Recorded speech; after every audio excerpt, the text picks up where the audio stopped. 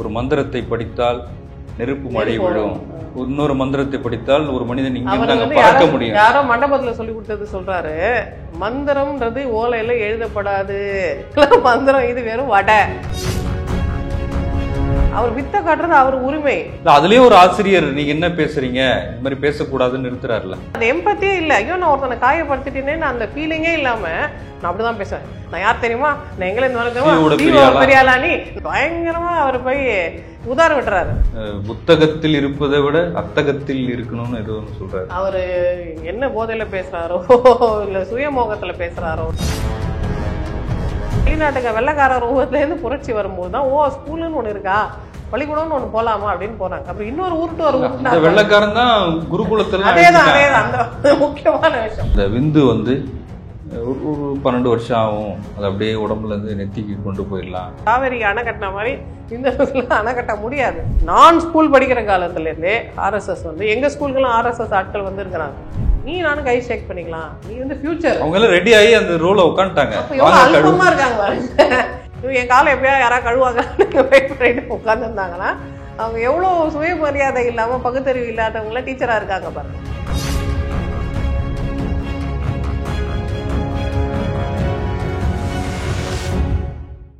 Doctor, நீங்க பார்த்திருப்பீங்க சமீப கால சர்ச்சை, மகாவிஷ்ணு அப்படின்ற பெயர் கொண்ட ஒரு பிரம்மஸ்ரீ மகாவிஷ்ணு, சரி ஏதோ ஒண்ணு, அவர் வந்து அரசு பள்ளியில பேசின ஒரு விஷயம். ரொம்ப பகுத்தறிவுக்கு முரணா ஆன்மீகம் என்ற பெயர்ல அவர் நிறைய விஷயங்களை பேசியிருந்தாரு. அரசுக்கு கவனத்துக்கு போனோன்னா அமைச்சர் அதை குறித்து பதில் சொன்னாரு. அந்த பள்ளி தலைமை ஆசிரியர் வந்து பணியிட மாற்றம் செய்திருக்கிறாங்க. அதையும் கடந்த ஒரு மாற்றுத்திறனாளிகளை ரொம்ப கொச்சைப்படுத்தி பேசியிருக்கிறாரு அப்படின்ற பிரிவுலலாம் அவர் வழக்கு பதிவு செய்து அவர் இப்போ கைது செய்யப்பட்டிருக்காரு. அவர் வந்து அவருடைய பேஜ்லேயே அந்த வீடியோஸ் எல்லாம் ஷேர் பண்ணியிருக்காரு. இது ஒன்றும்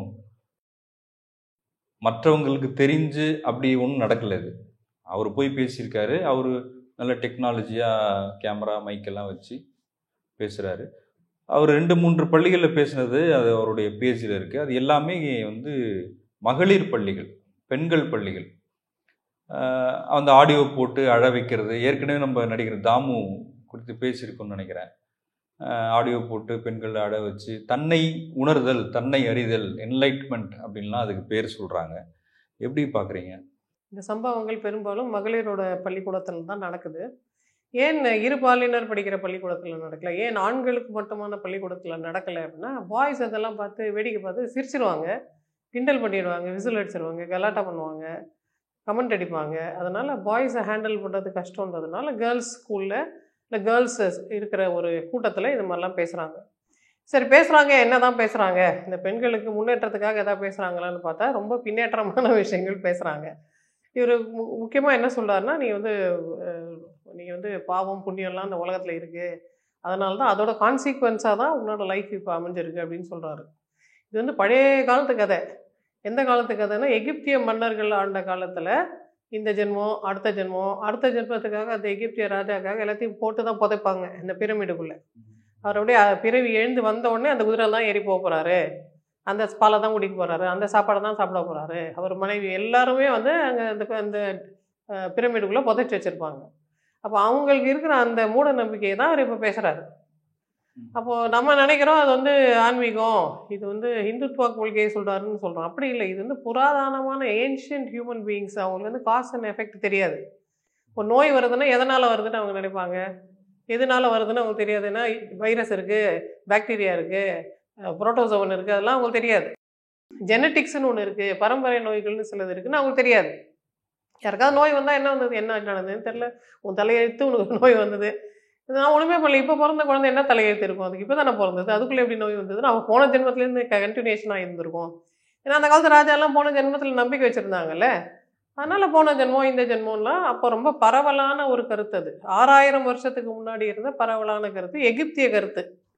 அந்த கருத்து ரொம்ப எகிப்திய மன்னன் ரொம்ப பவர்ஃபுல்லாக. ரமேசஸ் லக்ஸரில் இருக்க அவரோட கோயில் வந்து ரொம்ப புகழ் பெற்றது. நம்ம நினைக்கிறோம் தமிழ்நாட்டில் தான் முதல்ல கோயில் கட்டினாங்கன்னு. அவங்க நமக்கு பல ஆண்டுகள், பல நூற்றாண்டுகள் முன்னாடியே அவங்க கோயில்கள் கட்டினவங்க. அந்த எண்ணம் தான் மற்ற நாடுகள் எல்லாம் பரவி இந்தியாவுக்கும் வந்தது. நமக்கும் அவங்களுக்கும் நிறைய கல்ச்சரல் எக்ஸ்சேஞ்ச் இருக்குன்றதுனால அந்த காலத்தில் இந்திய இதிகாசங்கள் புராணங்கள் அந்த திருவள்ளுவர் உட்பட எல்லாரும் என்ன சொல்லுவாங்க, இம்மை மறுமை முக்காலம் ஏவா மக்கள் மூவா மருந்து, இம்மைக்கு மறுமைக்கு எல்லாத்துக்கும் சேர்ந்து என் குழந்தை நான் சொல்கிறதுக்கு முன்னாடி வேலை செய்துட்டு 3 ஜென்மத்துக்கும் அது மருந்து அப்படின்ற மாதிரிலாம் சொல்கிறாங்க பாருங்க. அப்போ அந்த கருத்து பரவலாக அந்த காலத்து மனிதர்கள்கிட்ட இருந்தது. ஏன்னா அப்போ நம்ம கேள்வியே கேட்க மாட்டோம், யாராவது ஒன்று சொன்னால் அப்படியே நம்பிடுவோம். சரி, அந்த கருத்து அந்த காலத்து மக்களுக்கு இருந்ததில்லை. அதனால் அந்த மக்கள் நன்மை அடைந்தார்களா, அவங்க வாழ்க்கை ஏதாவது விதத்தில் அபிவிருத்தி ஆச்சான்னு பார்த்தா ஆக்சுவலி அவங்க வாழ்க்கை அபிவிருத்தி ஆகலை. ஏன் அபிவிருத்தி ஆகலைன்னா அதான் விதி இல்லை, ஒன்றும் செய்வேன், நான் படுத்து தூங்கலாம், நம்ம விதை நட்டோம் வந்ததோ வரலையோ அதான் விதி இல்லை, சில டைம்ஸில் வரும் சில டைம்ஸில் வராது, இன்றைக்கி விதி பட்டினி கிடக்கணும்னு இருக்கு போல இருக்கு, அதனால பட்டினி கிடப்போம் அப்படின்னு அவங்க இருந்துட்டாங்க. அப்போ இந்த விதின்ற கான்செப்ட், இது இப்படிதான்ற கான்செப்ட், இது விதிக்கப்பட்டது, இது மாற்ற முடியாது, இது போன ஜென்மத்தில் நடந்தது, பூர்வீக பலன், இந்த எல்லா வார்த்தைகளும் இந்த எல்லா கோட்பாடுகளும் சமணத்தில் இருக்குது, ஜெயினத்தில் இருக்குது, ஆசீவகத்தில் இருக்குது, ஹிந்து மதத்துலையும் இப்போ இருக்குது, அதுக்கு முன்னாடி எகிப்திய மதங்களில் இருந்தது. இப்போ இம்மை மறுமை குறித்தெல்லாம் நீங்கள் திருவள்ளுவர் பேசுகிறாருன்னு சொல்கிறீங்க. அதே திருவள்ளுவர் தானே முயற்சி தன் மெய்வருத்த கூலி தரும்னு சொல்கிறாரு, தெய்வத்தால் ஆகாது எனினும் சொல்கிறாருல்ல. அப்போ திருக்குறள் எக்லெக்டிக், எல்லாமே அதில் இருக்குது, நமக்கு வேண்டியதை நம்ம எடுத்துக்கலாம். பட் திருவள்ளுவர் ஒரே ஒரு ரெஃபரன்ஸ் பாயிண்ட் நம்ம வச்சுக்க முடியாது. ஏன்னா இது அக்ராஸ் த வேர்ல்டு எல்லா மனிதர்களும் ஆஸ்டெக்ல, மெசபோட்டேமியாவில், ஈஜிப்டில், இந்தியாவில், சைனாவில் எல்லா இடத்துலையும் அவங்களுக்கு மறுமையில் நம்பிக்கை இருந்திருக்கு. கற்கால மனிதன்னு சொல்லலாமா? ஆமாம், அந்த காலத்து மனிதர்களுக்கு அவங்களுக்கு இருந்த அறிவியல் போக்கு இவ்வளோதான். அதனால் அவங்க அவ்வளோதான் யோசித்தாங்க, அவ்வளோதான் செய்தாங்க. அதனால் அவங்க அவ்வளோதான் வாழ்ந்தாங்க. அவங்க வாழ்க்கையில் ஒன்றும் பெரிய சுபிட்சமே வரல பாருங்கள். அந்த காலத்தில் அந்த சமயத்தில் தான் எல்லா நாடுகள்லேயும் சதுர்வர்ணம் இருந்தது. எல்லா நாடுகளும் ராஜா இருப்பார், ராஜா கீழே ப்ரீஸ்ட் இருப்பார், அதுக்கப்புறம் மேர்ச்சன்ட்ஸ் இருப்பாங்க, அதுக்கப்புறம் அடிமைகள் இருப்பாங்க அப்படின்றது எல்லா ஊர்லேயும் இருந்தது. ஒரு ஊர்லேயும் மாற்றம் வருது. மோசஸ் போய் நான் அடிமையாக இருக்க முடியாது, நான் என் மக்களை கூட்டி என் நாட்டுக்கு போகிறேன்னு மோசஸ் கிளம்புறாரு. அப்போ மோசஸ் கிளம்பும்போது என்ன நினச்சி கிளம்புறாரு, இது என் விதின்னு அவர் நினைக்கல. போன ஜென்மத்து பாவம் நம்மளாம் அடிமையாக இருக்கிறோன்னு அவர் நினைக்கல, நான் கண்டுபிடிக்கிறேன்டா அவர் வழின்னு அவர் கண்டுபிடிக்கிறார். ஆனால் கடவுள் சொல்லி தானே செய்கிறாரு, அப்படிதானே இருக்கு பைபிள். அப்படி கடவுளை இன்வோக் பண்ணி நான் கூப்பிட்டா யாரும் வரமாட்டாங்க, கடவுள் சொன்னார்னு கூப்பிட்டா எல்லாரும் வருவாங்க.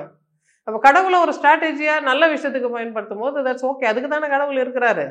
அவங்க வேணும்னா ஆளுமையாக அவரை பயன்படுத்திக்கலாம், அது ஒன்றும் பிரச்சனை இல்லை.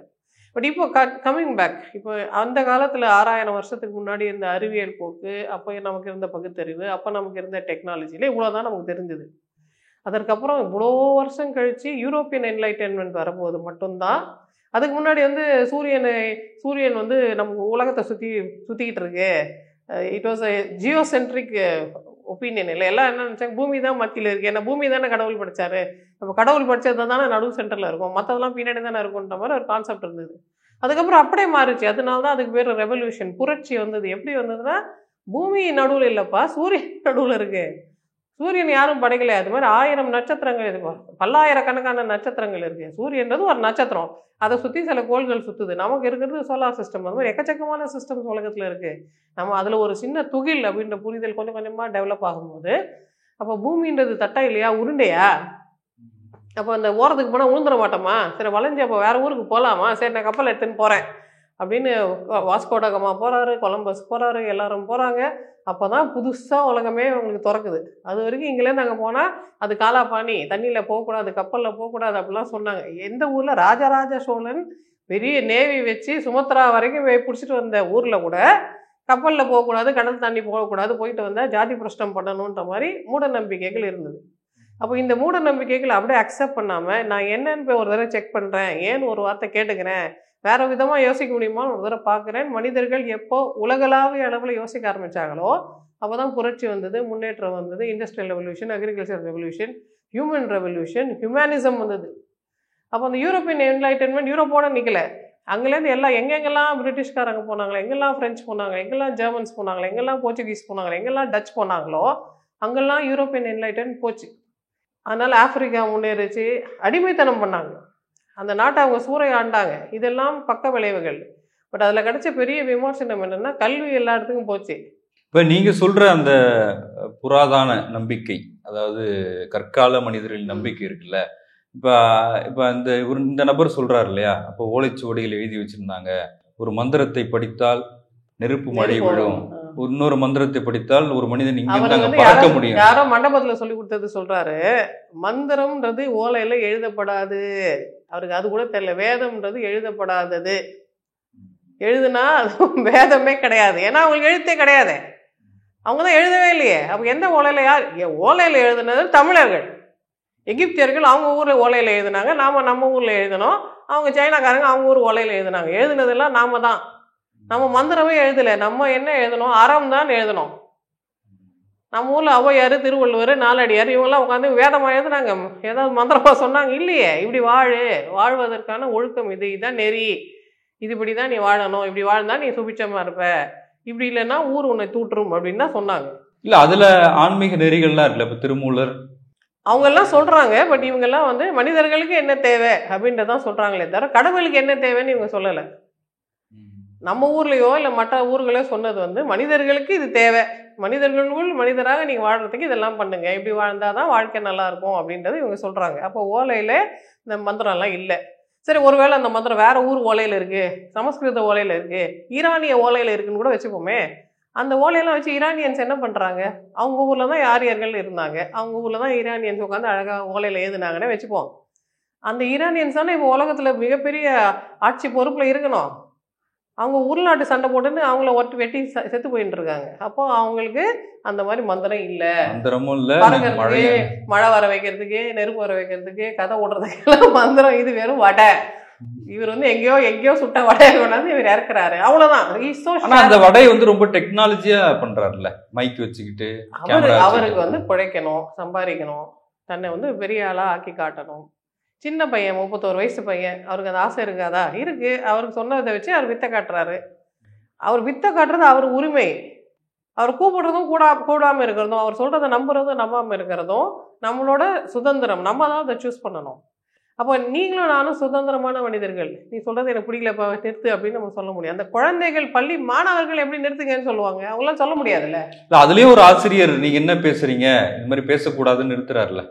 அவர் நிறுத்தினது வந்து அந்த பாயிண்ட்டை நம்ம ரொம்ப ஸ்ட்ராங்காக பேசணும் சார். அவர் வந்து எனக்கு வலிக்குது நீ பேசுனது, இப்படி பேசக்கூடாது, எனக்கு கண் இல்லை, எனக்கு பார்வை திறன் குறைவான மனிதர், நீ எனக்கு என்ன போன ஜென்ம பாவத்தினால எனக்கு இப்படி வந்தது நீ சொல்றியே, எனக்கு வலிக்குது நீ பேசாதேன்னு சொன்னால் ஒரு சராசரி மனிதர் என்ன சொல்லுவார்? உங்களுக்கு வலிக்குதான், ஐம் சாரி, நான் வேறு மாதிரி வேணால் சொல்கிறேன், மேபி நான் சொன்ன வேர்டிங்ஸ் உங்களுக்கு பிடிக்காம இருந்திருக்கலாம், ஐம் சாரி, உங்களை ஹர்ட் பண்ணியிருந்தா. அட்லீஸ்ட் பெரிய ஆளுங்கெல்லாம் மன்னிப்பு சொல்ல மாட்டாங்க, வருத்தம் தெரிவிக்கிறேன்னு சொல்லியிருப்பாங்க. இவர் ஒன்றுமே சொல்லலை. இவர் என்ன சொல்கிறாரு? அது எம்பத்தியே இல்லை. ஐயோ, நான் ஒருத்தனை காயப்படுத்திட்டேன்னு அந்த ஃபீலிங்கே இல்லாமல் நான் அப்படி தான் பேசுவேன். நான் யார் தெரியுமா, நான் எங்களேருந்து வர தெரியுமா, பெரிய ஆளா நீ, நான் எவ்வளோ பெரிய ஆளா தெரியுமா, அவர் என்ன சொல்கிறா தெரியுமா அப்படின்னு போய் இவர் போய் பயங்கரமாக அவர் போய் உதார விட்டுறாரு. மெட்ராஸ் பாஷையில் இதுக்கு பேர் வந்து உதார விடுறது. இவர் உதார விட்டு அந்த பசங்க கிட்ட பேசுகிறாருன்னா, ஒன்று அவர் வந்து இன்னொருத்தரோட வலியை புரிஞ்சிக்காத மனிதனே கிடையாது. மக்கள் பண்பு இல்லாதவர், மரம் போல்வார்னு சொல்லுவாங்க, அதுவும் கிடையாது. இவர் ஆன்மீகவாதி வேறையாம். சராசரி மனுஷனா கூட உன்னால இருக்க முடியலையே, நீ எப்படி ஆன்மீகத்துக்கு அசிங்கம் பண்றியப்பா? உண்மையான ஆன்மீகவாதிகளுக்கெல்லாம் இது மிகப்பெரிய அவமானம் இல்லையா? இன்னொருத்தருக்கு வலிக்கிறதுக்கு முன்னாடி அவங்களுக்கு வலிக்கும். இன்னொருத்தருக்கு கண் முன்னாடி அவரே சொல்றாரு எனக்கு வலிக்குதுங்க நீங்க பேசுறதுன்னு, நான் அப்படிதான்டா பேசுவேன்னு சொல்றவங்க எல்லாம் எப்படி ஆன்மீகவாதி? அவரு போலின்றது அதுல நிரூபணம். இப்ப அவருக்கு சப்போர்ட்டர்ஸ் இருக்காங்கல்ல. இப்ப அவர் வந்து யோகா சொல்லித்தராரு, எங்க வாழ்க்கையெல்லாம் மாத்திட்டாரு, அவர் ரொம்ப நல்லவரு அப்படின்னு அவரோட டிசைபிள்ஸ் சொல்றாங்க. அதே மாதிரி கட்சி ரீதியா, அரசியல் ரீதியா இப்ப பிஜேபியில இருக்கிறவங்க, ஆர்எஸ்எஸ்ல இருக்கிறவங்க, அவர் என்ன தப்பு பண்ணாரு, அவர் பேசுறதுல என்ன தப்பு இருக்குன்னு கேக்குறாங்க. அவர் பேசுறது நிறைய அறிவியல் குற்றங்கள் இருக்கு. இது வந்து நம்ம குழந்தைகளுக்கு போய் சொல்லி தரும்போது, நம்ம குழந்தைகளை எதுக்கு ப்ரிப்பேர் பண்றோம்னா, கடந்த காலத்துல போய் எகிப்திய பண்டார் இருந்த காலத்துல போய் அவங்க வாழ போறதில்லை.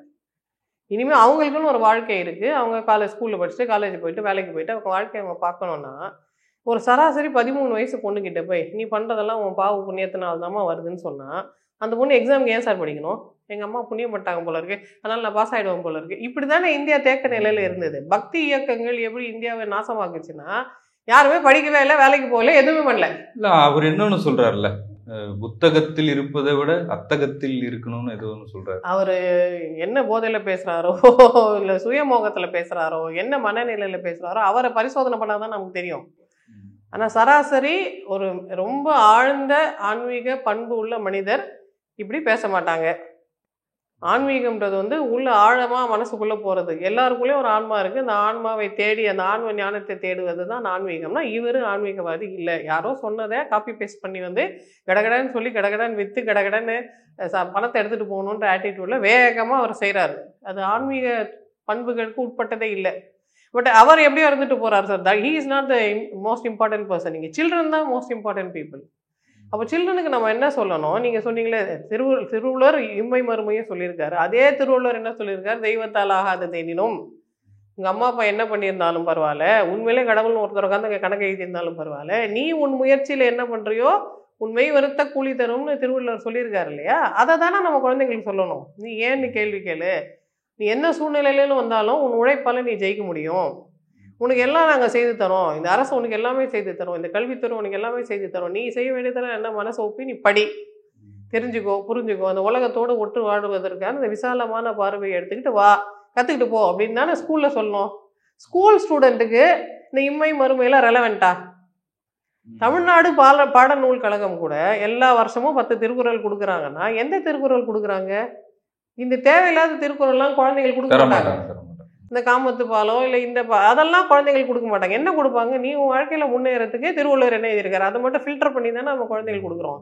அப்போ ரெலவென்ஸே இல்லாமல் இது வந்து தாத்தா பாட்டிக்கிட்ட போய் சொல்லுங்கள், போன ஜென்மத்தில் என்ன நடந்ததோ அப்படின்னு சொன்னீங்கன்னா தாத்தா பாட்டிக்கு வேணால் அது ஓகேவா இருக்கலாம். அங்கே போய் முதியோர் இல்லத்தில் சொல்கிறதுக்கு வேண்டிய மெட்டீரியலை கொண்டாந்து பள்ளிக்கூடத்தில் போய் ஒருத்தர் சொல்கிறாரு. அது எப்படி பொருத்தமானது? முதல் விஷயம். ரெண்டாவது விஷயம், இந்த மாதிரி நம்பிக்கைக்கு தன் மேலே தான் வைத்திருக்கிற அந்த தன்னம்பிக்கைக்கு தனக்குன்னு ஒரு உரிமை இருக்குன்ற அந்த சுயமரியாதைக்கு எதிரான சில கருத்துக்களை இவர் சொல்கிறது வந்து உடனே நம்ம அதை கேன்சல் அவுட் பண்ணிட்டோம், அது வேற விஷயம். ஆனால் குழந்தைகளோட அந்த மன வளத்துக்கு, அவங்களோட எதிர்காலத்துக்கு, அந்த ஹியூமன் ரிசோர்ஸுக்கு அழிவை ஏற்படுத்தும். இதற்கு சிறந்த உதாரணம் இந்திய வரலாற்றுலேயே எல்லாத்துக்கும் உதாரணம் இருக்குது சார். இந்திய வரலாறுல நம்ம பக்தின்னு இருந்த காலத்தில் ஒரு இன்ச்சு கூட நம்ம நகரில் அப்படியே இருந்தோம். அந்த தேக்க நிலை அசையவே இல்லை. வானம் பொழிதோ பூமி விளையுதோ ஒன்றும் இல்லை. அங்கேயே உட்காந்துன்னு அப்படியே கூழோ கஞ்சோ குடிச்சிட்டு குண்டு சட்டியில் குதிரை ஓட்டிகிட்டே இருந்தாங்க. திடீர்னு ஒரு புரட்சி வருது. அந்த புரட்சி யார் ரூபத்தில் வருது? வெளிநாட்டுக்கு வெள்ளைக்கார ரூபத்துலேருந்து புரட்சி வரும்போது தான் ஸ்கூலுன்னு ஒன்று இருக்கா, பள்ளிக்கூடம்னு ஒன்று போகலாமா அப்படின்னு போனாங்க. அப்புறம் இன்னொரு ஊருட்டு ஒரு வெள்ளைக்காரன் தான் குருகுலத்தில். அதேதான் அந்த முக்கியமான விஷயம். வெள்ளைக்காரன் குருகுலத்தை அழித்தான். உண்மை. எப்படி அழித்தான்?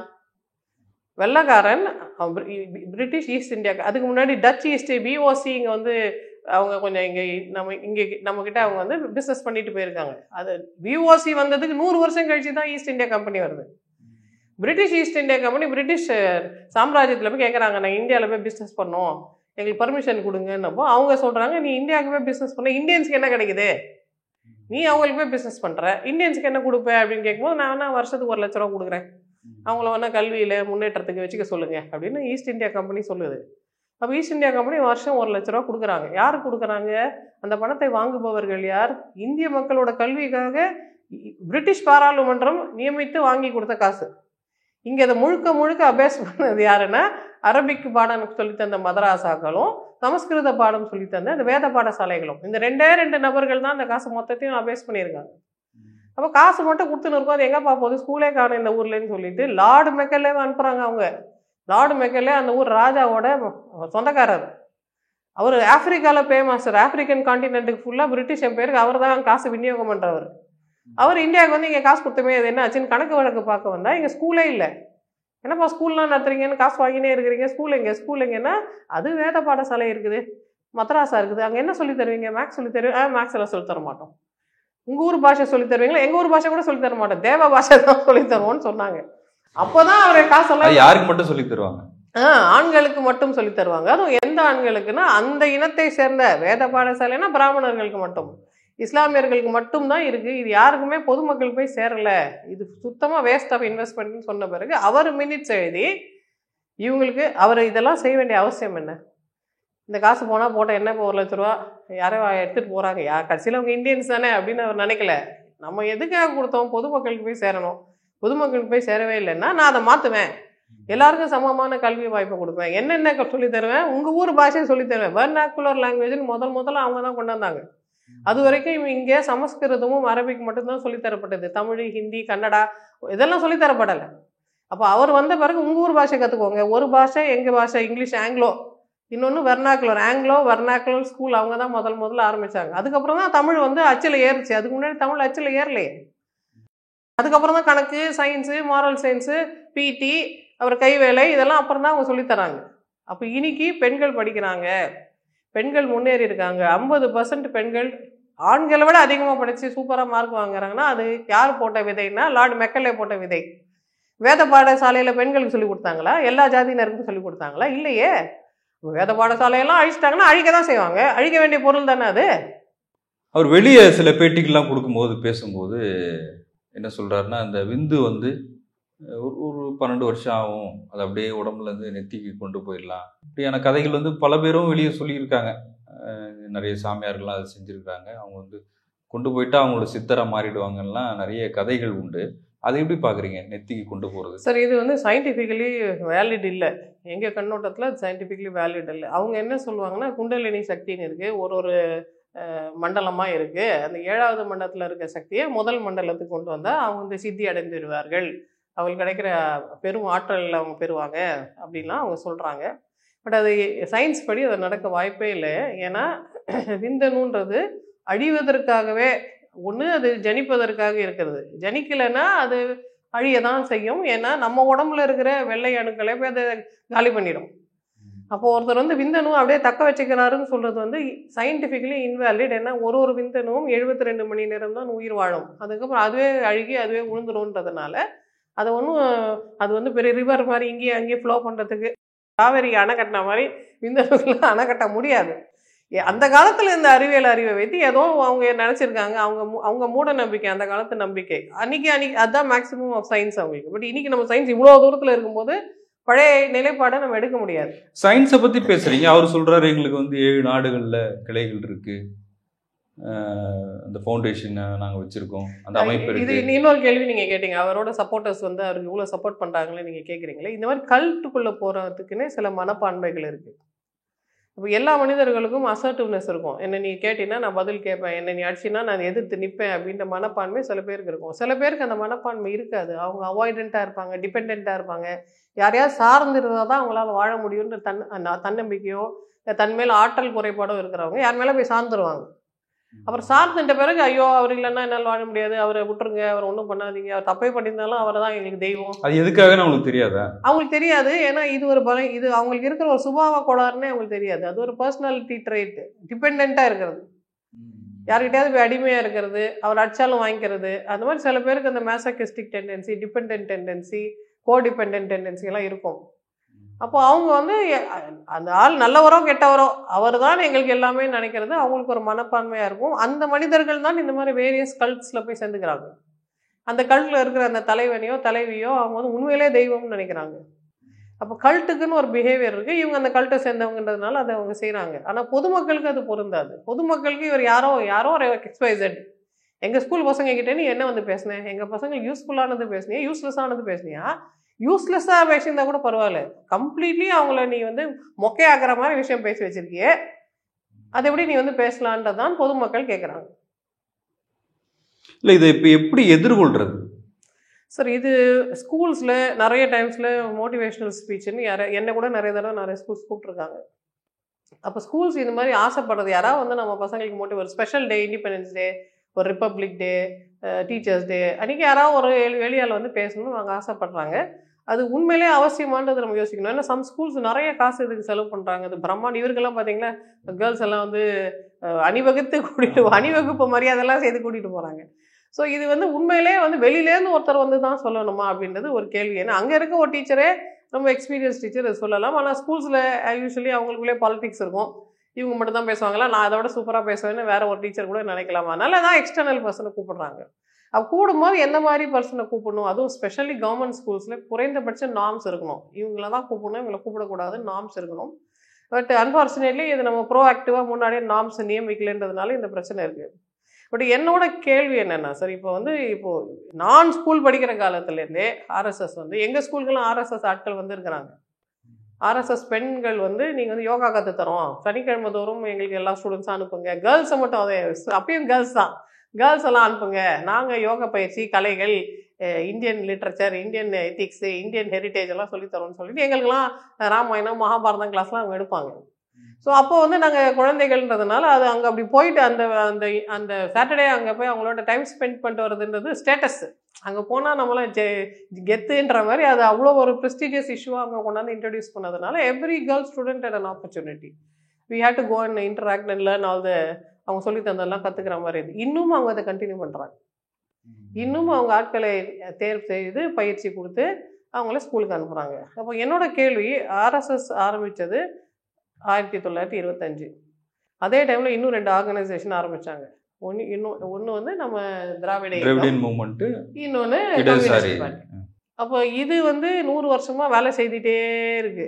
என்னோட இளமையில செய்த வேலை இன்னும் செய்துகிட்டே இருக்கு. அதுக்கு முன்னாடி செய்துகிட்டே இருந்திருக்கு. மீதி 2 இயக்கமும் என்ன செய்யுது? இல்லை, மீதி 2 இயக்கத்தை பொறுத்த வரைக்கும் அவங்களோட அச்சீவ்மெண்ட்ஸ் அவங்க பார்த்துக்கிட்டே இருந்தாங்களா? அதனால கூட ஒரு தோய்வு இருக்குமா? இப்போ இல்லை, நம்ம அச்சீவ்மெண்ட் மேலே if you rest on your laurels நம்ம துரு பிடிச்சி போயிடுவோம். நம்ம அடுத்தடுத்த தலைமுறைக்கு போகணும். அவங்க போகிறாங்களே அடுத்தடுத்த தலைமுறை. அதிகாரத்துக்கே ஆர்எஸ்எஸ் வந்து இப்போதான் வந்து சேர்ந்துருக்குறாங்க இல்லையா? அவங்க அதிகாரத்துக்கு வந்த பிறகும் தொய்வு இல்லாமல் அதே பேட்டர்னை, நான் ஸ்கூலில் படிக்கும்போது நடந்த பேட்டர்னை இன்னும் நடத்திக்கிட்டே இருக்காங்கன்னா that chase something about them. அவங்க அஜெண்டா நமக்கு பிடிக்காம இருக்கலாம், அவங்களோட பிலீஃப் சிஸ்டம் நமக்கு பிடிக்காம இருக்கலாம், ஆனால் அவங்களோட அந்த வேலைப்பாடை பாருங்கள், அவங்க தொடர்ந்து அதை செய்துகிட்டே இருக்காங்கன்னா மீதி பேர்லாம் என்ன பூப்பரிசின்னு இருக்கிறீங்களான்ற கேள்வி ஆட்டோமேட்டிக்காக வரும்ல. இவங்களால போய் ஒரு ஸ்கூலில் போய் இது மாதிரிலாம் பேச முடியுதுன்னா இதை விட சிறந்த சித்தாந்தம் கொண்ட நீங்கள் இன்னும் எத்தனை ஸ்கூலில் போய் பேசிட்டு இருக்கணும்? இப்ப ஹெக்டேவர் வந்து ஆனா பள்ளியில பொறுத்த வரைக்கும் எந்த சித்தாந்தமும் அவசியமா இல்ல. கரெக்ட், பள்ளியில பாடம் படிக்கிறது அவசியம் இல்லை. பாடம் படிக்கவே அந்த பசங்களால முடியலன்றதுனால அவங்களுக்கு பெரிய இந்த கோட்பாடுகளை போய் அவங்களுக்கு போதிக்கணும்னு அவசியம் இல்லை. பட் அங்கே ஒரு அது மாதிரி ஒரு ஸ்பேஸ் இருக்குன்றப்போ அந்த ஸ்பேஸ் யார் ஆக்கியபை பண்ணி இருந்திருக்கணும்? இப்போ யார் ஆக்கியபை பண்ணிட்டு இருக்கா? ஹெக்டேவர் ஆர்எஸ்எஸ்க்கு பணத்தை வைத்து விட்டு போனாரா, சொத்து வைத்து விட்டு போனாரான்னு எனக்கு தெரியாது. இனிமேல் தான் நான் அதை பற்றி தெரிஞ்சுக்கணும். பட் பெரியார் நிறைய காசை வச்சுட்டு தானே போனார். இதுக்காக தானே பிரச்சார இயக்கம் தானே அது. சுயமரியாதைக்கான பிரச்சார, பகுத்தறிவுக்கான பிரச்சார இயக்கம் என்ன பிரச்சாரம் பண்ணுச்சு? இல்லை, அது கல்வி மருத்துவன்ற இதை செஞ்சுட்டு தானே இருக்காங்க. இந்த மாதிரி ஸ்கூல்ஸில் எத்தனை ஸ்கூல்ஸில் அவங்க போய் பேசினாங்க? ஏன் அது ஏன் பேச வேண்டிய அவசியம் என்ன இருக்கு? இல்லை, அவங்க ஒருத்தர் பேசும்போது இன்னொருத்தர் பேசியிருக்கீங்க. 100 வருஷம் பழமையான ஒரு இன்ஸ்டிடியூஷன் இன்னும் ஆளுங்களை அனுப்பி பேச வைக்கிறாங்கன்னா அதே 100 வருஷம் பழமையான பகுத்தறிவு பிரச்சார இயக்கம் இன்னும் எத்தனை பேர்கிட்ட பேசினாங்க? இன்னும் எத்தனை ஸ்கூலில் காம்படிஷன் கண்டக்ட் பண்ணாங்க? எத்தனை ஸ்கூலில் இந்த மாதிரி மோட்டிவேஷனல் ஸ்பீச் கண்டக்ட் பண்ணாங்கன்ற கேள்வி வருது. ஐ டு நாட் நோ தே அங்கே இருக்க என்ன நிலைப்பாடுன்னு நினைத்தார். ஒருவேளை அவங்க போக ரெடியாக இருந்து நம்ம மினிஸ்டர் அனுப்பாமல் இருந்தாங்க, இல்லை மினிஸ்ட்ரியில் அனுப்பாமல் இருந்தாங்களோ அதுவும் இருக்கலாம். பட் இல்லை, இப்போ அங்கே போய் பெரியார் இப்போவே இவ்வளோ எதிர்ப்பு வருது. இப்போ கடவுள் மறுப்பு கொள்கையெல்லாம் அங்கே போய் பேச முடியுமா? அதுக்கான சூழல் கொள்கை பேச வேண்டாம் சார். அட்லீஸ்ட் எப்படி யோசிக்கணும்? பகுத்தறிவுனா என்ன? மனிதன் எப்படி தோன்றினான்? நம்ம எந்தெந்த ஹிஸ்டரியை தாண்டி இப்போ வந்திருக்கோம், முன்ன எப்படி யோசிச்சோம், இப்போ எப்படி யோசிச்சோம், இனிமே எப்படி யோசிக்கணும், எப்படி யோசிக்கணும்ன்றது தானே பகுத்தறிவு. பெரியார் வந்து பகுத்தறிவு பிரச்சாரத்துக்கு தான் ஜாதி ஒழிப்பு, மத ஒழிப்பு, கடவுள் ஒழிப்புக்கெல்லாம் அவர் பிரச்சார இயக்கமே வச்சுக்கல. சுயமரியாதைக்கும் பகுத்தறிவுக்கும் தானே பிரச்சார இயக்கம் வச்சிருக்காரு. அது எல்லாருக்கும் சொல்ல வேண்டிய விஷயம் தானே, பிரச்சாரம் பண்ண வேண்டிய விஷயம் தானே. அதுல ஒன்றும் தவறு இல்லையே. விட்டா எல்லா நாட்டுக்கும் போய் நம்ம பிரச்சாரம் பண்ணணும். எல்லா நாட்டுக்கும் தானே சுயமரியாதை வேணும். ஆஸ்திரேலியா ஆப்பிரிக்கன் கண்ட்ரீஸில் அவங்க அந்த பிளாக் ஹிஸ்ட்ரி மூவ்மெண்ட் வரும்போது அவங்க சொன்ன வார்த்தை வந்து செல்ஃப் ரெஸ்பெக்ட். எங்களுக்கு செல்ஃப் ரெஸ்பெக்ட் இருக்கு, எங்களுக்கு சுயமரியாதை இருக்கு, எங்களை பற்றி தப்பாக பேசின ரோட்ஸுக்கு நாங்கள் செல வைக்க மாட்டோம், எங்களை அடிமையாக வச்சிருந்த ரோட்ஸுக்கு நாங்கள் செல வைக்க மாட்டோம்னு அந்த சிலையை அவங்க அகற்றினாங்க. அப்போ அவங்க யூஸ் பண்ண அதே வார்த்தை சுயமரியாதைன்னு, அந்த வார்த்தை தானே பெரியார் யூஸ் பண்ணிருக்கு. இவங்க இப்போ தான் யூஸ் பண்ணாங்க, பெரியார் 100 வருஷத்துக்கு முன்னாடி யூஸ் பண்ணிட்டார். அப்போ பெரியாருன்ற அந்த பொம்மையை கூட எடுத்துருங்க, அந்த கருத்து வேணும் தானே எல்லாருக்கும். எல்லாருக்கும் சுயமரியாதை வேணும், எல்லாருக்கும் பகுத்தறிவு வேணும், எல்லா நாட்டுக்காரங்களுக்கும் வேணும்ல. அப்போ தமிழ்நாட்டை சேர்ந்த குழந்தைங்களுக்கு அது மட்டும் கொடுக்கூடாதுன்னு சொன்னீங்கன்னா அது என்ன நியாயம்? அவங்களுக்கு ஃபஸ்ட்டு கொடுத்துட்டு அப்புறம் எல்லாருக்கும் கொடுங்கன்னு தானே நீங்கள் சொல்லணும். ஏன் இந்த இது இருக்கிறது திமுக ஆட்சி, இது திராவிட கழகம், ஏன் அப்படி ஒரு ஒவ்வாமை? ஏன் திராவிட கழக பேச்சாளர்கள் போல அது ஒரு கலர் வந்துரும்னு அவங்க ஃபீல் பண்ணலாம் இல்லையா? காவி நல்ல கலரா? அப்போ இல்ல, காவியும் அதை எந்த கலரும் இருக்கக்கூடாதுன்றது, எந்த கலரும் இருக்க வேண்டாம். பட் குறைந்தபட்சம் அந்த குழந்தைகளுக்கு இந்த மாதிரி நெகட்டிவான உன் வாழ்க்கை அவ்வளோதான், விதி அவ்வளோதான், நீ ஃபேட்டலிஸ்டிக்காக தான் இருக்கணும், உன்னால் ஒன்றும் பண்ண முடியாது, உன்னை மீறி இவ்வளோ பெரிய சக்தி இருக்குது, அந்த மூட்டையை தூக்கிட்டே தான் நீ போகணுன்றது எப்பயோ நமக்கு சொன்ன ஒரு பிலீஃப் சிஸ்டம். நம்ம தூக்கி போட்டு எங்கேயோ வந்துட்டோம். இப்போ திரும்ப பழைய சுமையை கொண்டாந்து நம்ம தலைமையில் வைக்கிறாங்கன்னா இதெல்லாம் வேண்டாத வேலை தானே. ஏதோ ஒரு கருத்து அவங்கள முன்னேற்றத்துக்கு தடையாக இருக்கிறது. அவங்களுக்கு மனசுல ஒரு பெரிய பிளாக்க போடுது, அதுவும் பெண் குழந்தைகளுக்கு போடுது. ஏன் பெண் குழந்தைங்களை இப்படி டார்கெட் பண்ணி பெண் மன ஊனம் பண்றீங்க? நம்ம பெண்கள் ஆண்களை விட நல்லா படிக்கிறாங்க. நான்லாம் சைக்காட்ரி படிக்கும் போது ஃபியூ கேர்ள்ஸ் ஸ்டூடெண்ட்ஸ் தான் இருந்தோம். இப்போ 50% மேலே எல்லாம் ஃபீமேல் சைக்காட்ரிஸ்ட் தான். டாக்டர்ஸ் எல்லா டாக்டர்ஸும் மோஸ்ட் ஆஃப் த டைம் நீங்கள் பார்த்தீங்கன்னா எல்லா காலேஜஸ்லும் கேர்ள்ஸ் தான் நிறைய பேர் மெடிக்கல் காலேஜ் சேர்றாங்க. எல்லா இண்டஸ்ட்ரியிலும் அது மாதிரி பெண்கள் வியாபித்து இருக்கும்பொழுது குறிப்பாக அதே பெண்களை நீங்கள் தாலிபான் வந்து ஆப்கானிஸ்தான் பெண்களை மொக்கையாக்கின மாதிரி எங்கள் பெண்களை நீங்கள் மொக்கையாக்க ட்ரை பண்ணீங்கன்னா அது எப்படி நம்ம வேடிக்கை பார்த்துட்டு சும்மா இருக்க முடியும்? பட் ஒரு ஆக்ஷன் நடந்திருக்குல்ல பப்ளிக், அதுவும் இந்த மாதிரி இந்த சோஷியல் ஆக்டிவிஸ்ட்லாம் சேர்ந்து இவன் யார் வந்து இப்படி பேசிட்டு இருக்கான்னு கேள்வி கேட்டதுனால ஒரு ஃபேஸ்புக் இன்ஸ்டாகிராம் ரெவல்யூஷன்னால இந்த ஆக்ஷன் நடந்திருக்கு. ப்ரோஆக்டிவாக இவங்க எதாவது செய்தாங்களா? ப்ரோஆக்டிவாக செய்யலை. ப்ரோஆக்டிவாக செய்யாமல் இருக்கிறதுக்கு எதுக்கு ஒரு மினிஸ்ட்ரின்னு உனக்கு எது வச்சுருக்காங்க? எத்தனை மினிஸ்ட்ரி இன்வால்வ் பாருங்கள். இது வந்து health related, youth development related, women and children related, அப்புறம் தான் எஜுகேஷன். 4 மினிஸ்ட்ரி கோட்டை விட்டுருக்கு. 4 மினிஸ்டர்ஸும் அதுக்கு பதில் சொல்லணுன்றது பொதுமக்களோட எதிர்பார்ப்பாக தானே இருக்கணும். இப்போ அரசு பள்ளிகள் சார்ந்து நம்ம பேசியிருக்கிறோம். இப்போ ஒரு தனியார் பள்ளியில் வந்து இந்த பாத பூஜை செய்து மாணவர்கள் எல்லாம் வந்து ஆசிரியர் காலை கழுவணும் ஆசிரியர் தினத்துக்கு அப்படின்ற ஒரு வீடியோ ஒன்று. அது எப்படி? இப்போது நாங்கள்லாம் பள்ளிக்கூடத்துக்கு போவோம், எங்கள் காலம் நீங்கள் கழுவுனீங்களா? நாங்கள் குழந்தைகளாக இருந்த காலத்தில் இப்போ இருக்க குழந்தைகளையும் உட்பட்டு நாங்கள் எதிர்காலத்தோட அந்த மரத்தோட வளரும் கிளை. நாங்கள் ஸ்கூலுக்கு வரும்போது நீங்கள் காலே கழுவலையே, நீ வா செல்லும், நீ வா, நீ ஸ்கூலுக்கு வந்திருக்கேன், சூப்பராக படின்னு எங்கள் காலெல்லாம் கழுவி தடைவெளியெல்லாம் விட்டு எங்களுக்கு மஞ்சள் குங்குமம்லாம் வச்சு எங்களை நீங்கள் பாராட்டவே இல்லையே. நீங்கள் என்ன வேணால் கண்டுபிடிச்சிருக்கலாம். ஸ்டூடெண்ட்ஸ் வந்து டீச்சர்ஸ். அப்போ நீங்கள் பெரியவர்கள் எதை வேணால் கண்டுபிடிச்சிருந்துருக்கலாம். ஆனால் இந்த குழந்தைகள் அதை அடுத்த தலைமுறைக்கு கொண்டு செல்லலைன்னா அவ்வளவும் பாழ். அதை கொண்டு செல்ற குழந்தைகளுக்கு நம்ம எந்த மரியாதையும் பண்ணலை. ஆனால் சொல்லித்தர ஆசிரியர்களுக்கு நம்ம இது மாதிரி மரியாதை பண்ணணும்னு சொல்கிறது, இந்த எண்ணம் எங்கேருந்து வருதுன்னா இது புராதனமான எண்ணம். உயர்ந்த ஸ்தான மாதா பிதா குரு தெய்வம் அந்த எண்ணம். குருவுக்கு நீ வந்து எல்லா வித பணிவிடைகளையும் செய்யணும். குருவுக்கு சமைச்சு தரணும், காய்கறி வெட்டி தரணும், காலமுக்கி விடணும், அடிமையாக இருக்கணும். குரு மடியில் படுத்துக்கிட்டா கொசு கடிச்சா கூட வண்டு வந்து தொலைச்சா கூட குருவுக்கு வந்து தூக்கம் கலையாமல் அப்படியே உட்காந்துட்டு இருக்கணும் அப்படின்னு அர்ஜுனனுக்கு கர்ணனுக்கு சொன்ன கதையை இப்போ சொல்கிறாங்க. அப்போ அப்படிலாம் அர்ஜுனன் கர்ணன் எல்லாம் போய் அவங்க குருக்கு சேவை செய்தாங்களே, அந்த குருக்கள் அவங்களுக்கு என்ன செய்தாங்க? ஏகலைவனோட விரலை கட் பண்ணி எடுத்துன்னு போயிட்டாரு இல்லையா? அப்போ குரு எப்படி நடந்துக்கிறாருன்றதை பொறுத்து தான் குருக்கு மரியாதையை தவிர பொதுப்படையே எல்லா குருக்கும் காலை கழுவுங்கன்னா எனக்கு எந்த குரு பிடிச்சிருக்குதோ நான் கழுவுறேன், கழுவாமல் இருக்கிறேன், அது என் இஷ்டம், நீங்கள் சொல்லாதீங்க அப்படின்றது தான் குழந்தைகளுக்கு இருக்கிற உரிமை. அப்போ இது ஒரு கோட்பாடு இல்லை. சில மத கோட்பாடுகள், புராதனமான கோட்பாடுகளை குழந்தைகள் தலையில் கட்டுறது, அதுவும் இந்த மாதிரி தனியார் பள்ளிகளில், அதுவும் ஆசிரியர் தினத்தன்னைக்கு இதை செய்யும்போது உண்மையிலேயே பகுத்தறிவு இருக்கிற ஆசிரியர் என்ன சொல்லணும்? ஐயா இதெல்லாம் பண்ணாத, நீ நானும் கை ஷேக் பண்ணிக்கலாம், நீ வந்து ஃபியூச்சர். அவங்க எல்லாம் ரெடி ஆகி அந்த ரோலை உட்காந்துட்டாங்க. அப்போ எவ்வளோ அல்பமாக இருக்காங்க பாருங்க. இந்த குழந்தைங்களை இப்படி கஷ்டப்படுத்துகிறோமே, இது என்ன அல்பமாக நடந்துக்கிறோமேன்னு கூட தெரியாமல் இவங்கெல்லாம் படித்து என்ன ஒன்றும் யூஸே இல்லை பாருங்களேன். இந்த குழந்தை ஏன் இப்படியெல்லாம் உட்காந்து காலை கழுவின்னு இருக்கு? நீ அப்படிலாம் ஒன்றும் பண்ணாத, என் ஆசீர்வாதம் உனக்கு எப்போவுமே இருக்கு, நீ மட்டும் ஃப்ரீயாக இருச்சல்லோன்னு சொல்லியிருந்தா அவங்க நல்ல டீச்சர். இவங்க என் காலை எப்படியா யாராவது கழுவாங்கன்னு வெயிட் பண்ணிட்டு உட்காந்துருந்தாங்கன்னா அவங்க எவ்வளோ சுயமரியாதை இல்லாமல் பகுத்தறிவு இல்லாதவங்களாம் டீச்சராக இருக்காங்க பாருங்க.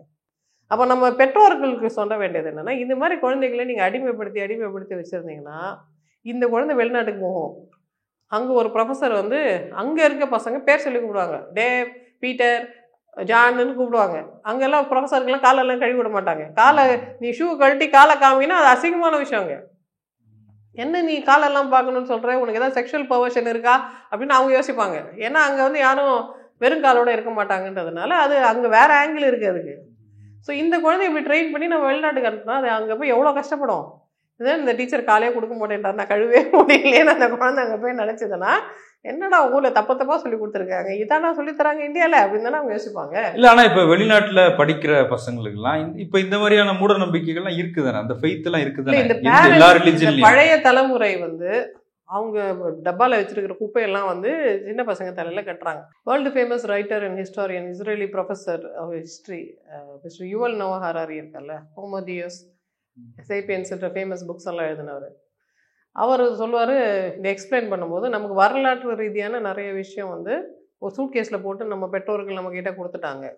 நம்ம அந்த சூட் கேஸ் அப்படியே தூக்கின்னு அலையக்கூடாது, அதை பிரித்து பார்த்து எது வேணும் எது வேணாம், எப்படி ரீஆர்கனைஸ் பண்ணிக்கணும், எப்படி லைட்டாக வச்சுக்கிறது, நான் தூக்கிட்டு போகிற அளவுக்கு சின்ன சுமையாக அப்படியே ஆக்கிக்கிறது, நம்ம தான் அதை ரீகம்பார்ட்மெண்டலைஸ் பண்ணிக்கணுமே தவிர எங்கள் பெற்றோர் கொடுத்துட்டாங்கப்பா அப்படின்னு அந்த குப்பையை அப்படியே சுமந்துட்டு போயிட்டே இருக்கக்கூடாது. அப்போ உன்னோட அறிவு எங்கே போச்சு அப்படின்றத அவர் கேட்பார். அது மாதிரி நம்ம குழந்தைங்களுக்கு என்னோட மூதாதையர்கள் நீங்கள் ஞாபகம் வச்சுக்கணும் சார், அந்த காலத்தில் இந்த பாத பூஜை பண்ணும்போது எப்போ பண்ணுவாங்கன்னா கல்யாணத்துக்கு பண்ணுவாங்க. பையனும் பொண்ணும் கல்யாணத்தன்னைக்கு அப்பா அம்மா இப்ப கூட என்ன பண்றாங்க. இப்பயும் என்ன அப்பா அம்மா என்னை கஷ்டப்பட்டு வளர்த்து ஆளாக்குனாங்க. இன்னைக்கு நான் அவங்களுக்கு பாத போறேன். இனி அப்புறம் நான் போயிடுவேன். இவங்களோட குடும்பத்தில் நான் இருக்க மாட்டேன். தேங்க்யூ பை பாய் சொல்லும் போது அது பண்ணுவாங்க. அப்புறம் இந்த பாத பூஜைன்றது குருஸ்க்கெல்லாம் வந்து ஸ்டூடெண்ட்ஸ் பண்ணதா நான் படித்ததே இல்லை எங்கேயுமே. குருஸ்க்கு ஸ்டூடெண்ட்ஸ் அதை பண்ண மாட்டாங்க. பட் அந்த குரு ஸ்தானத்தில் இருக்கிறவங்களுக்கு மற்ற விதமான சேவைகள்லாம் அவங்க செய்வாங்க. இந்த காலை கழுவுறது கலாச்சாரம் வந்து நிறைய புராதன கலாச்சாரங்கள் இருக்குது. ஜீசஸ் வந்து நிறைய பேர் காலை கழுவி விட்டுருக்காரு. ஈவன் நோ போப்பு போய் சில ஊரில் சில பெண்களுக்கு சில குழந்தைகளுக்கெல்லாம் காலை கழுவி விடுவார். ஸோ இது எல்லா ஊர்லேயும் இருக்கிற ரொம்ப ஏர்லி பேன் ஹியூமன் கல்ச்சர் இது. பட் இப்போது நாம் ஞாபகம் வச்சுக்க வேண்டியதுன்னா ஹிந்து மதம்னு சொல்கிற இந்த மதத்தில் குரு சிஷ்ய பாரம்பரியத்தில் குரு ஃபீஸ் வாங்க மாட்டாங்க. மாதம் மாதம் ஃபீஸு டேர்ம் ஃபீஸ்லாம் கிடையாது. மொத்தம் பாடம்லாம் சொல்லி கொடுத்து முடிச்சுட்டு அந்த பையன் வித்தை கற்றுக்கிட்ட பிறகு முடிந்தால் அவன் வந்து ஃபீஸ் கொடுக்கலாம். இல்லைன்னா அவன் போயிட்டு அப்புறமா எங்கள் குரு நல்லா சொல்லி கொடுத்தாருன்னு சொல்லலாம். It was a free service. ஆனால் யாருக்கு சொல்லி கொடுப்பாரு? இல்லை, அதில் இருக்கிற பிழைகள் இருக்குது. பட் அதில் வந்து சர்வீஸுன்றது இப்படி தான். நான் உனக்கு பாடம் சொல்லித்தரேன், என் பாடத்தை நீ எடுத்துகிட்டு போய் ஜெயிக்கிற இல்லை, உன்னோட வெற்றி தான் என்னோடது காணிக்கைன்றது தான் அந்த ஃபிலாசபி தான் அது. இல்ல ஆனா இப்ப கர்ணன்லாம் போய் சொல்லி தானே படிச்சாரு. நம்ம ஞாபகம் வச்சுக்கணும், இந்த சிஸ்டம் ஆஃப் எஜுகேஷன் வந்து ஜெயினர்கள் கண்டுபிடிச்சது. சமணர்கள் தான் வந்து கல்வி, அதாவது கல்வி தியானம், ஔஷத தானம், மருத்துவ சேவைகள், அப்புறம் யாருக்காவது போர் நடக்கும்போது 5 நாள் புகலிடம், இதெல்லாம் ஜெயினர்கள் பண்ணது. அதுக்கப்புறம் அப்படியே ஹிந்து மதம்னு அதை காப்பி பேஸ்ட் பண்ணி கொண்டு வந்துட்டாங்களே தவிர இது ஜெயின கோட்பாடு. அப்போ ஜெயின கோட்பாடில் அவங்க வந்து துறவிகள்ன்றதுனால எனக்கு நீ என்ன கொடுக்க போகிற, நான் தான் எல்லாத்தையும் துறந்தவன் ஆச்சே, நீ எனக்கு எதுவும் கொடுக்க வேண்டாம், இந்த கல்வியை வச்சுட்டு நீ ஃப்ரீயாக என்ஜாய் பண்ணு, ஏன்னா இது கல்வி தானம், நான் தானமாக உனக்கு கொடுத்துருக்கேன் அப்படின்றது தான் சிஸ்டம். அப்போ கூட அந்த துறவி காலில் விழுந்து அவங்க காலை கழுவணும்னு அவசியம் இல்லை. ஏன்னா அது வந்து அந்த கோட்பாட்டில் வராது. இது அப்புறமா கலந்த ஒரு ஹைப்ரிடான ஒரு ப்ராசஸ். இதை வருஷம் டீச்சர்ஸ் டே அன்னைக்கு பசங்க வந்து டீச்சர்ஸ் காலை கழுவணும், இல்லை சில நாள் அன்றைக்கி பேரண்ட்ஸை கூப்பிட்டு பேரண்ட்ஸ் காலில் விழுந்து அழுது, ஐயோ நீங்கள் எனக்கு புண்ணியமான இந்த பிறவி பெருங்கடலை நீந்தறதுக்கு இந்த உடம்பை கொடுத்து, இதெல்லாம் வந்து ஓவர் சென்டிமெண்ட்டு.